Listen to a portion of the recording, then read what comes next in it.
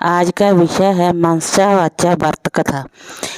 एक समय तरह तरह के फल फूल और सुंदर सुंदर जड़ी बूटियों से शोभामान कैलाश पर्वत पर विराजमान श्री भगवान शंकर जी से पार्वती जी बोले कि हे जगत के स्वामी, आज मन बहलाने के लिए आप और मैं चौपड़ खेलें। शंकर जी ने कहा कि चौपड़ों के खेल में बेईमानी बहुत होती है और हार जीत का पता नहीं चलता, इसलिए कोई तीसरा आदमी होना चाहिए जो ईमानदारी से फैसला कर सके। पार्वती जी ने ऐसा सुनकर अपने शरीर से मैल उतारा और आदमी की सूरत का पुतला बनाकर रख दिया और कह दिया कि हे पुत्र, तू हम दोनों की हार जीत का फैसला करना। ऐसा वचन बोलकर महादेव व पार्वती जी ने पासा फेंका और पुत्र से पूछा कि कौन हारा कौन जीता।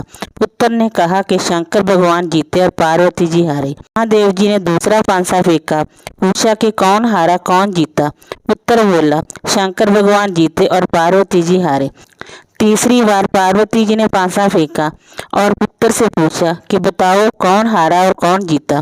पुत्र ने मन में सोचा, यदि कहूँ कि शंकर भगवान जी हारे तो शंकर भगवान मुझे श्राप दे देंगे, इसलिए कहा कि शंकर भगवान जीते और पार्वती जी हारे। पार्वती जी ने यह सुनकर क्रोध में अपने पुत्र को श्राप दिया कि तू कोढ़ी हो जाएगा और भटकता फिरेगा। ऐसा सुनकर पुत्र उठा और एक तरफ चल पड़ा। बहुत दूर चलते चलते एक भयानक जंगल आया।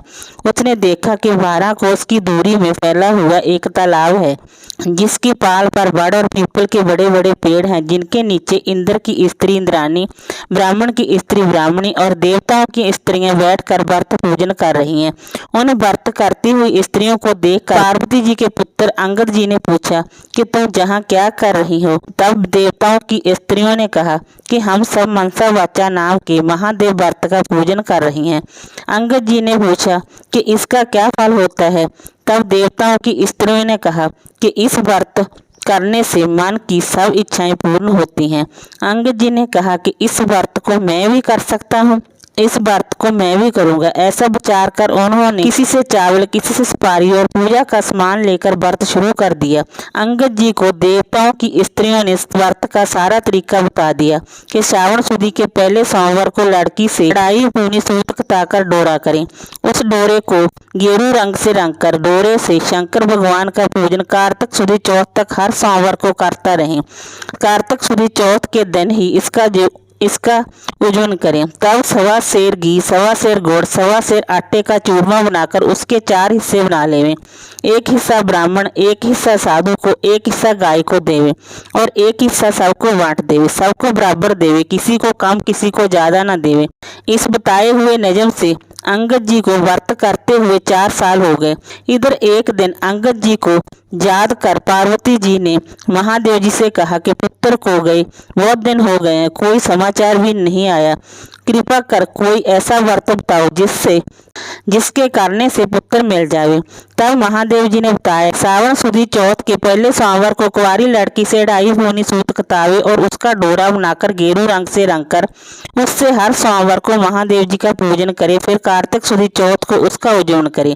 उसमें 1.25 सेर गुड़, 1.25 सेर घी, 1.25 सेर आटा लेकर चूरमा बनावे। उसमें से चाहे राजा हो या गरीब सबको बराबर बांट दे। इस तरह से बताए हुए ढंग से पार्वती जी को व्रत करते हुए 4 वर्ष हो गए। उधर एक दिन पुत्र के मन में आया कि माता पिता के पास मिलने के लिए जाना चाहिए। व्रत करने से अंगद की देह इंसान जैसी सुंदर हो गई थी। अंगद जी माता पार्वती जी के पास जाकर खड़े हो गए। पुत्र को आया देखकर पार्वती जी हंसने लगी। अंगद जी यह देखकर पीछे हट गए। पार्वती जी ने पूछा, पुत्र तुम पीछे क्यों हट गए। तब पुत्र ने कहा कि मेरे बिना बुलाए आने पर आप हंसी, इसलिए मैं पीछे हट गया। इस पर पार्वती जी ने कहा कि मैं तुम्हारे आने पर नहीं हंसी, मैं तो व्रत के प्रभाव पर हंसी हूँ, क्योंकि तुमसे मिलने के लिए मैंने मनसा वाचा व्रत किया था। तब अंगद जी ने कहा, मैंने भी ये व्रत किया है। पार्वती जी बोली कि इस व्रत के करने से तुम्हारा श्राप मिट गया है। मैंने ये व्रत किया तो तुम मिल गए। अब तुम क्या चाहते हो? मैं उज्जैन नगरी में राज करना चाहता हूँ। यह कहकर वह उज्जैन की तरफ चल पड़ा। उज्जैन पहुंचकर राजा रानी से मिला। राजा रानी बूढ़े हो गए थे, उनके कोई पुत्र नहीं था, केवल एक कन्या थी। राजा रानी ने सोचा कि हम बूढ़े हो गए हैं, इसलिए अपनी कन्या का विवाह किसी अच्छे वर के साथ करके सारा राजपाट उसे ही संभाल देवें।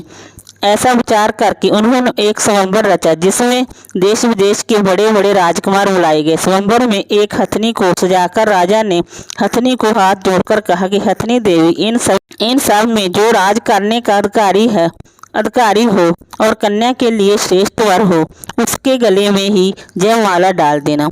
यह कहकर हथनी की सूंड में वह माला पकड़ा दी। हथनी ने चारों तरफ देखकर पार्वती जी के पुत्र अंगद जी के गले में वह माला डाल दी। तब सबने कहा कि हथनी चूक गई है। फिर हथनी का श्रृंगार किया और हाथ जोड़कर कहा, जो इस राज्य के भोगने का अधिकारी हो और राजकुमारी के लिए अच्छा वर हो, उसी के गले में जयमाला डाल देना। ये कहकर माला हथनी के सूंड में पकड़ा दी। अंगद जी को पहले ही वहां से निकाल दिया। हथनी ने घूम फिर कर बाहर निकाल कर अंगद जी को माला डाल दी। तब फिर सब लोगों ने कहा कि हथनी ने हट कर लिया, इसलिए फिर उसी के गले माला डाल दी है। ऐसा विचार कर फिर हथनी को सजाया गया। माला देकर निवेदन किया, हे गजराज, तुम देवता स्वरूप हैं, सो जो इस राज का मालिक बनाकर राज भोगने वाला हो और राजकुमारी के लिए श्रेष्ठ वर हो, उसके गले में जय माला डाल देना। अंगद जी को पहले ही मार पीट कर बाहर निकाल दिया गया। हथनी घूम फिर कर फिर बाहर गई, उनके गले में माला डाल दी।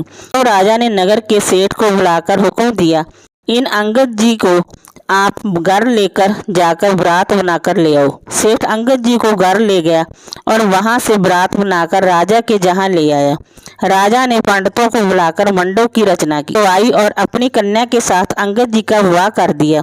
सारा राजपाट उसे सौंप दिया। अपने खर्च के लिए केवल 4 गांव रख लिए। राजकुमारी और अंगद जी ने महल में प्रवेश किया। राजकुमारी ने पूछा कि आपका नाम क्या है, जात क्या है और आपके माता पिता कौन हैं। तब उन्होंने कहा कि मेरा नाम अंगद है और श्री महादेव जी पार्वती जी मेरे माता पिता हैं।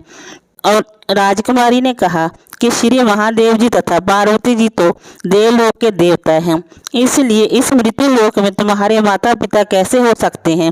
तब अंगद जी ने कहा कि एक समय सुंदर फल और वनस्पतियों से शोभित कैलाश पर्वत पर महादेव जी विराजमान थे। तब पार्वती जी ने महादेव जी से चौपड़ खेलने के लिए कहा।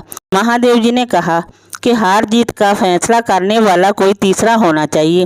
तब पार्वती जी ने अपने शरीर का मैल उतारकर पुत्र की सूरत का पुतला बना दिया और महादेव जी ने उसमें जान डाल दी।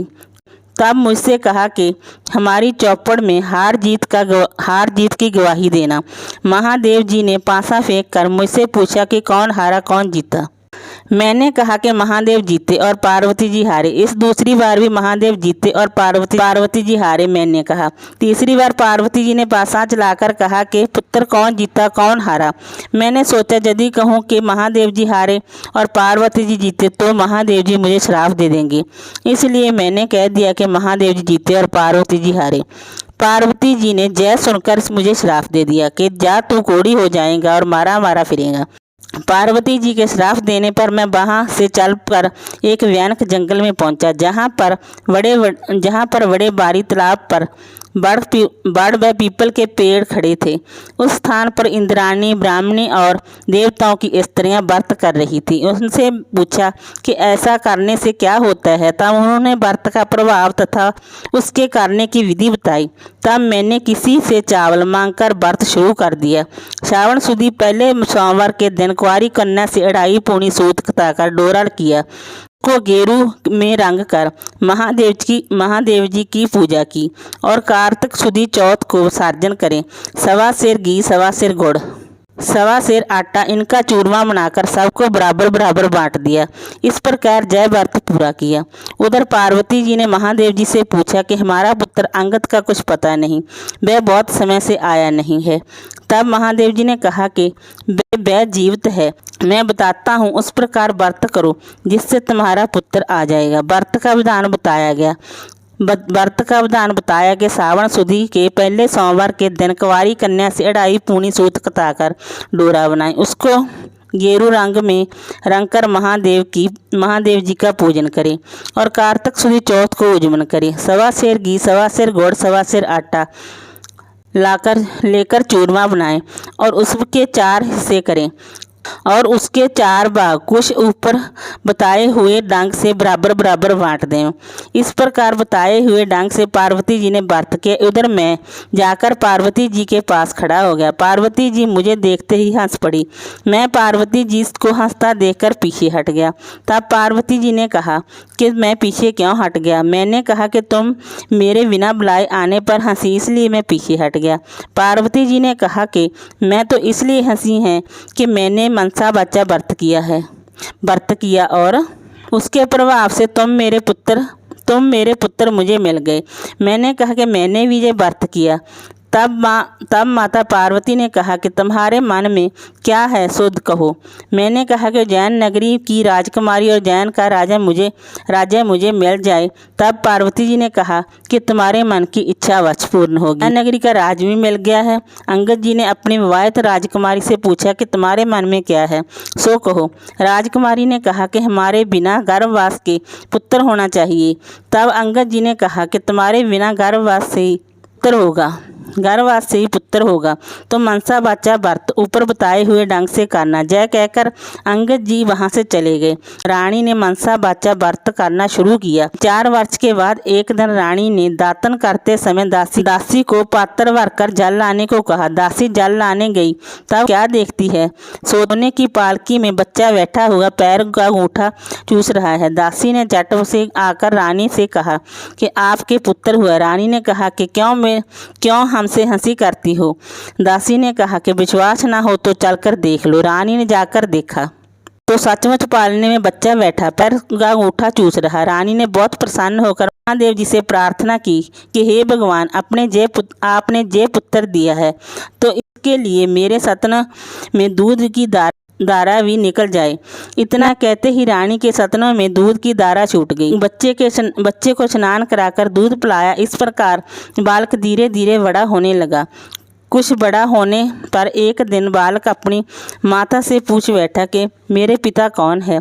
तब माता ने कहा, अंगद जी तेरे पिता हैं तथा महादेव व पार्वती जी तेरे दादा दादी हैं। तब फूल कुंवर ने कहा, यह बात मृत्यु लोक में कोई नहीं मान सकता। तब माता ने कहा कि एक दिन महादेव पार्वती जी ने कैलाश पर्वत पर चौपड़ खेलने की सोची। हार जीत का फैसला करने के लिए पार्वती जी ने शरीर से मैल उतारकर मनुष्य का पुतला बनाया और भगवान शिव जी ने उसमें जीवन डाल दिया। कहा कि तुम्हारी हार जीत का फैसला करना। जय कहकर महादेव जी ने पांसा फेंका और पूछा कि कौन जीता कौन हारा। पुत्र ने कहा महादेव जी जीते और पार्वती जी हारे। दूसरी बार फिर पांसा फेंकने पर पुत्र ने कहा कि महादेव जी जीते और पार्वती जी हारी। तीसरी बार पार्वती जी ने पांसा चलाया और पुत्र से पूछा कौन जीता और कौन हारा। पुत्र ने महादेव के श्राप से डर के कारण कहा कि महादेव जी जीते और पार्वती जी हारे। पुत्र का जय वचन सुनकर पार्वती जी ने आवेश में आकर पुत्र को श्राप दे दिया कि तू दर दर भटकता फिरेगा, तेरे सारे शरीर में कोढ़ हो जाएगा। पार्वती जी के श्राप को सुनकर पुत्र वहां से चलकर एक बड़े तालाब के पास पहुंचा, जहां पर बड़े भारी पीपल के पेड़ के नीचे ब्राह्मणी और इंद्राणी मनसा बाचा व्रत कर रही थी। अंगद ने कहा कि इस व्रत को करने से क्या होता है। तो देवताओं की स्त्रियों ने कहा कि इससे सब मन की इच्छाएं पूर्ण होती हैं। अंगद जी ने कहा कि जय व्रत तो मैं भी करूंगा। तब किसी से सुपारी किसी से चावल मांगकर व्रत किया। व्रत करते करते 4 वर्ष हो गए। उधर पार्वती जी ने महादेव जी से पूछा कि पुत्र नहीं आया, सो ऐसा उपाय बताओ जिससे मेरा पुत्र आ जाए। महादेव जी ने कहा कि सावन सुदी चौथ को जब पहला सोमवार आवे तब कुंवारी कन्या से 2.5 पूनी सूत कताकर महादेव का पूजन करें। 1.25 सेर गुड़, 1.25 सेर आटा, 1.25 सेर घी चूरमा बनाकर 4 भाग कर एक साधु, एक ब्राह्मण, एक गाय को देना। चौथे भाग में से आधा बांटते में और आधा खुद खावें। ऐसा 4 वर्ष तक करें। 4 वर्ष व्रत करने पर पुत्र आकर खड़ा हो गया और पार्वती जी हंसने लगी। तब अंगद जी पीछे हट गए। पार्वती जी ने अंगद जी से पूछा कि तुम पीछे क्यों हट गए। तब अंगद जी ने कहा कि तुम हंसी इसलिए मैं पीछे हटा। तब पार्वती जी ने कहा मैं तो व्रत के प्रभाव से हंसी हूँ। पुत्र ने पूछा कि तुमने कौन सा व्रत किया। पार्वती जी ने कहा कि मैंने मनसा वाचा व्रत किया। तब पुत्र ने कहा कि मैंने भी मनसा वाचा व्रत किया। पार्वती जी ने कहा कि इस व्रत के प्रभाव से तुम्हारा भी श्राप मिट गया है। अब तुम्हारे मन में क्या है सो कहो। पुत्र ने कहा कि उज्जैन का राज चाहता हूँ। तब माता बोली तुम्हें उज्जैन का राज मिल जाएगा। तेरे पिता के बताने से मैंने इस मनसा वाचा व्रत को किया। तुम बिना गर्भधान के पुत्र उत्पन्न हुए। इस तरह से अंगद जी तुम्हारे पिता और महादेव जी तुम्हारे दादा हैं। माता ने कहा कि पुत्र तुम्हारी क्या इच्छा है सो कहो। पुत्र ने कहा कि हमारे जहाँ इंद्रलोक से एक विमान आवे, तुम्हें कन्या हो। माता ने कहा जा तेरी इच्छा पूर्ण होगी। तब पुत्र ने भी व्रत करना शुरू कर दिया और 4 वर्ष व्रत करने पर एक दिन सुबह पुत्र ने देखा कि आकाश पर एक विमान उतर रहा है। विमान उतरने पर राजा ने विमान के पास पहुंचकर और उसका पर्दा हटाकर देखा कि उसमें एक 12 वर्ष की सुंदर कन्या बैठी है। तब राजा ने ब्राह्मणों को बुलाकर साजबाज और ठाठ बाट के साथ उस कन्या से विवाह कर लिया। एक दिन राजा शिकार खेलने गया, वहाँ शिकार नहीं मिला और रास्ता भटकने के कारण एक बाग में राजा ने डेरा डाल लिया। राजा भूख प्यास से व्याकुल हो रहा था। इतने में एक ब्राह्मण आ गया, पत्र देकर बताया कि आज कार्तिक सुदी चौथ का उज्जवल है।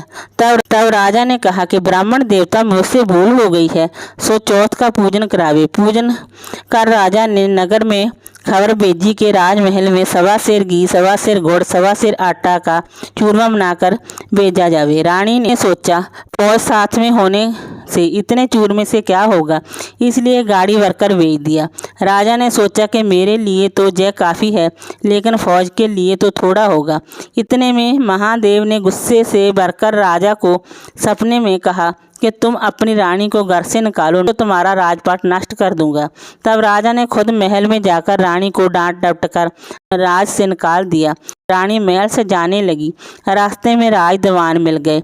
उन्होंने रानी से पूछा कि रानी जी कहाँ जा रहे हो। रानी ने सब हाल कहा। दीवान ने कहा राजा साहब का गुस्सा कम होने पर हम उन्हें समझा देंगे, अब मेरे घर चलें। इस प्रकार कहकर वह रानी को अपने घर ले आए। घर पहुंचते ही दीवान अंधा हो गया। तब दीवान ने रानी से हाथ जोड़कर कहा कि आप जहाँ से चली जाओ। रानी वहाँ से चली गई। रास्ते में उसे नगर का बड़ा सेठ मिला। उसने रानी से पूछा कहाँ जा रही हो। रानी ने कहा कि राजा ने गुस्से में आकर मुझे देश निकाला दे दिया। तब सेठ ने कहा कि राजा को 1-2 दिन में समझा देंगे, तब अब मेरी हवेली चलें। रानी के पहुंचते ही सेठ भी अंधा हो गया और कारोबार ठप हो गया। हुंडियावर बंद होने के कारण सेठ जी का दिवाला होने लगा। तब सेठ जी ने हाथ जोड़कर रानी से कहा कि अब जहाँ से चली जाओ। वहाँ से भी चली गई। आगे चलकर एक कुंवार मिला। उसने भी रानी से पूछा कि आप किधर जा रही हो। तब रानी ने राजा के गुस्से में आकर निकालने की बात कही। तब कुमार ने कहा कि राजा को 1-2 दिन में समझा देंगे, अब मेरे घर चलो। रानी कुमार के साथ चली गई। घर पहुंचते ही कुमार अंधा हो गया और उसका आवा फूट गया। तब कुमार ने हाथ जोड़कर रानी से कहने लगा कि आप जहां से चली जाओ। जय सुनकर रानी वहां से चली गई। आगे चलने पर रास्ते में एक माली मिला। उसने रानी से पूछा कि आप किधर जा रही हो। तब रानी ने माली को देश निकाला की बात कह दी। माली ने कहा कि आप मेरे बाग में चलें, 1-2 दिन में राजा साहब को मना लेंगे। रानी के बाग में जाते ही हरा भरा बाग जलकर कोयले की तरह हो गया और माली भी अंधा हो गया। तब माली ने हाथ जोड़ के कहा यहाँ से चली जाओ। रानी सोचने लगी कि मैंने कौन सा पाप किया है जिसके कारण जहाँ भी जाती हूँ वहाँ अनर्थ हो जाता है। इस जीवन से तो मरना ही अच्छा है। जय सोचकर वहाँ से चल पड़ी। आगे 2 रास्ते जाते थे, एक 6 महीने का था और एक 3 महीने का। रानी 3 महीने के रास्ते पर चल पड़ी। आगे चलने पर शिप्रा नदी आई। रानी ने सोचा कि इसमें डूबकर मर जाना ही अच्छा है। ऐसा ऐसे विचार कर वह नदी में कूद गई। इतने में ही नदी का सारा पानी सूख गया। आगे चलने पर एक बड़ा भारी पर्वत आया। रानी पर्वत पर चढ़कर गिरने लगी तो पर्वत जमीन के बराबर हो गया। रानी फिर आगे चलने लगी तो एक जंगली शेर मिला। रानी ने सोचा कि इसको छेड़ूंगी तो जय मुझे खा जाएगा। जय सोचकर हाथ फेरा तो वह शेर पत्थर हो गया। रानी फिर आगे चली तो एक अजगर मिला। उसने सोचा कि इसे छेड़ूंगी तो मुझे खा जाएगा। वह सोचकर अजगर को छेड़ा तो वो भी रस्सी बन गया। वहाँ से फिर आगे चली तो चलते चलते एक बड़ा पीपल का पेड़ आया जिसके नीचे कुआं था और महादेव जी का मंदिर था। उसमें बैठकर रानी ओम नमः शिवाय मंत्र का जाप करने लगी। उस दिन कार्तिक सुदी चौथ थी। इसके उज्जवल में मंदिर का साधु गांव में गया हुआ था। आते समय रास्ते में उसे कुत्ते ने काट लिया। साधु ने सोचा कि मंदिर में कौन ऐसा पापी आ गया है जिससे मुझे कुत्ते ने काट खाया। रानी के पास आकर साधु ने कहा, कौन जय डाकन बैठी है? तब रानी ने कहा कि मैं डाकन नहीं, एक दुखी स्त्री हूँ। यदि आप मुझे धर्म की बेटी बनावें तो मैं सब अपना हाल आपको बताऊंगी। तब साधु ने कहा, तुम मेरी धर्म की बेटी हो, अपना सारा हाल कहो। रानी ने सब बातें बता दी। साधु ने रानी की बात सुनकर उसे एक लड्डू दिया और कहा कि आज कार्तिक सुदी चौथ का उज्जवल है, सो राजा को अधिक नहीं और गरीब को कम नहीं देना चाहिए, इसलिए 1.25 सेर लड्डू बनावें। तब रानी ने विचार किया कि मैंने राजा के कहने पर चूरमा देकर भेजा था, इसलिए मुझे दुख मिला था। रानी ने साधु से कहा कि मैं इस व्रत को मैं करूंगी। साधु ने कहा कि सावन सुदी में पहला सोमवार आवे, इस व्रत की विधि को बतलाऊंगा। कुछ दिन बीतते ही सावन सुदी आई। तब रानी ने साधु को याद दिलाई। साधु ने गांव जाकर पूजा की सामग्री इकट्ठी की और पूजा आरंभ की और सावन के पहले सोमवार के दिन कुंवारी कन्या से 2.5 पूनी सूत कतवाया और महादेव की पूजा की। कार्तिक सुदी चौथ का उज्जवल किया तथा 1.25 सेर घी, 1.25 सेर गुड़, 1.25 सेर आटे का चूरमा किया और 4 भाग किए। पहली बताई विधि से बांट दिया। रानी ने साधु से कहा कि मुझसे रास्ते में जो पाप हो गए उनसे छुटकारा पाने का मंत्र बताओ। तो साधु ने कहा कि ओम नमः शिवाय मंत्र के जाप से सारे पाप कष्ट कट जाते हैं। साधु ने कहा कि महादेव जी से कहना कि यदि आप प्रसन्न हैं तो इन सब को जीवित कर दो। ओम नमः शिवाय मंत्र का पाठ कर जल का छींटा देना। रानी शिवालय की परिक्रमा कर बांह से चल पड़ी। सबसे पहले जो सर्प रस्सी बना गया था उसके पास गई और ओम नमः शिवाय मंत्र का जाप करके बोली, जल छींट कर कि इस सर्प को चौगुना शरीर हो जाए। सो कहते ही सर्प का चौगुना शरीर हो गया। फिर सिंह मिला। वहाँ भी रानी ने ओम नमः शिवाय मंत्र का जाप कर कहा कि जो सिंह पत्थर बन गया था जीवित होकर चौगुने शरीर वाला बन जावे। ऐसा कहने से सिंह गरजता हुआ खड़ा होकर जंगल में भाग गया। इसी तरह आगे चलकर पर्वत के सामने गई। शिवालय जल का छींटा देकर ओम नमः शिवाय मंत्र का जाप कर बोली, जय पर्वत भी चौगुना होकर खड़ा हो जावे। जय कहते ही पर्वत भी चौगुना होकर खड़ा हो गया। आगे चलकर मंत्र जाप कर कहने पर नदी भी चौगुनी होकर बहने लगी। माली का बाग भी हरा भरा हो गया। उसका अंधापन भी जाता रहा। नगर सेठ के वहाँ जाने पर भी उसकी हुंडिया भी चलने लगी और आँख से दिखाई देने लगा और लक्ष्मी का भंडार भर गया। सेठ हाथ जोड़कर कहने लगा, आपके आने से हमारे जहाँ लक्ष्मी जी की वर्षा हुई है और ठाठ बाट हो गए हैं। सो इस खुशी में सारे नगर वालों को भोजन कराना चाहता हूँ। सो सारे नगर में ढिंढोरा करवा दिया। किसी के भी चूल्हा नहीं जलना चाहिए। जो किसी के चूल्हे में धुआं हो 11 रुपये दंड होगा। सारे गांव में लोग भोजन कर जाने लगे। जय खबर दरबार में भी पहुंची और चौथ को उज्जवल है, कोई भूखा प्यासा मिले उसे भोजन करवाएं। सारे शहर में ढूंढने पर भी कोई भूखा प्यासा स्त्री पुरुष नहीं मिला। एक धोबी से पता चला कि एक अंधी वैरी डोगरी है जिसके संपूर्ण शरीर में कोढ़ हो रहा है। नदी के किनारे पड़ी है। डोगरी को लाकर स्नान कराने लगे। स्नान कराते ही डोगरी का कोढ़ दूर हो गया। डोगरी को रानी के पास ले जाने पर रानी ने उसी सारी कथा सुनाई तथा सुन लेने पर स्वर्ग से एक विमान आया और वह डोगरी संदेह बैकुंठ को चली गई। शंकर भगवान के दर्शन और अर्चना पूजन भक्ति भाव से करने पर हर एक मनोकामना पूर्ण होती है। भगवान शंकर जी को नर नारी श्रावण, कार्तिक व माघ महीने में श्रद्धा भक्ति भाव से करता है। वह संसार के सभी सुखों को भोग कर अंत में से संसार के बंधनों से छूटकर मुक्ति को प्राप्त होता है। अतः हर गृहस्थ को शंकर भगवान की नित्य प्रति पूजा कर अपना तथा परिवार का जीवन सफल करना चाहिए। वीडियो अच्छी लगी हो तो लाइक कीजिए, शेयर कीजिए, सब्सक्राइब कीजिए। Thanks for watching this.